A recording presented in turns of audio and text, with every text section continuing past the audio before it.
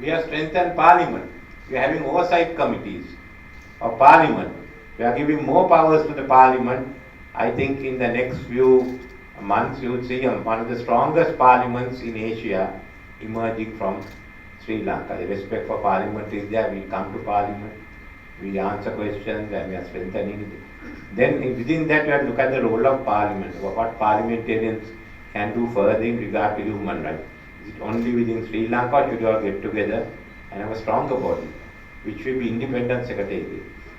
Now this is what we've been engaged in, because the majority of the electorate gave a mandate to President Sirisena to re-establish and to strengthen human rights in Sri Lanka, and again renewed our commitments to uphold human rights. In this process, the biggest issue that we have faced has been a 30-year war and the issues of what happened, and more than that, how do you reconcile the people that have drifted apart, where there has been bitterness both on religious and ethnic grounds. So our whole approach is reconciliation and accountability. We are not talking accountability without reconciliation, or reconciliation without accountability. How do we achieve it? Now this is the task. It's not an easy task. On one hand, you want to know what has happened and who was responsible.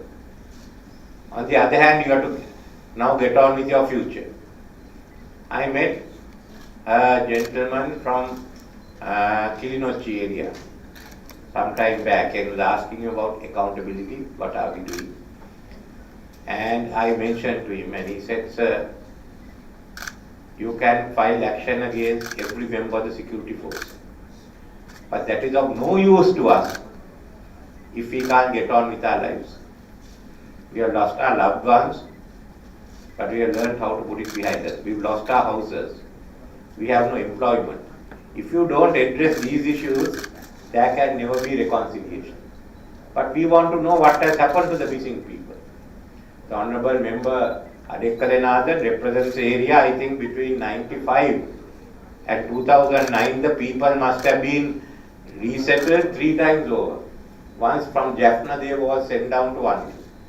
Then when the military operation Jayasuri took place, they had to move out of that area again. Then again we had to resettle it because we were clearing the landmines. That was in 2002. Then finally, in the last phase of the war, the LTT wanted all of them to go towards the eastern province into Murathivu area. So communities which had lived together for hundreds of years just fell apart. The glue came out.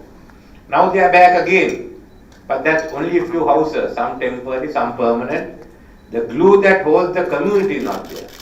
There are missing people. There are women-headed households.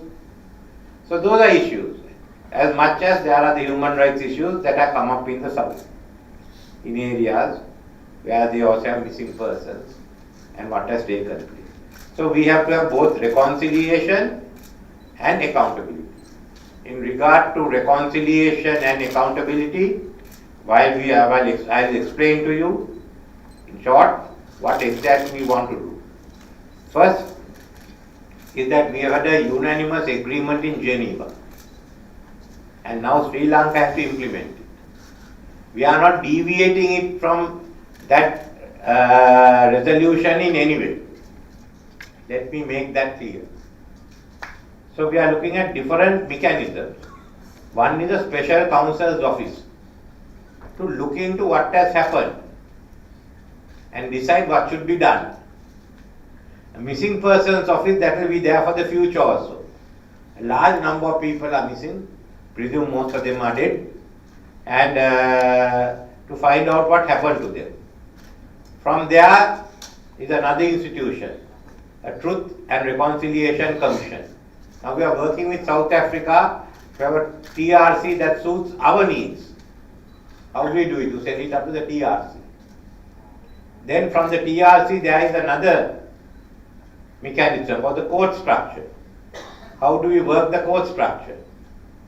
As I talk with the minister, are we going to, what's going to be the composition of the court? Then are we going to have 2 appeals like we have now, or just 1 appeal to the Supreme Court. Then all the leaders of all the leading religions, the heads have said, let's have a compassionate council. After all, there will be many cases which is best given to the compassionate council, and we will handle it when the TRC or someone decides it comes up to the compassionate council, and they will look at long-term reconciliation among the people. Now this is what we are discussing.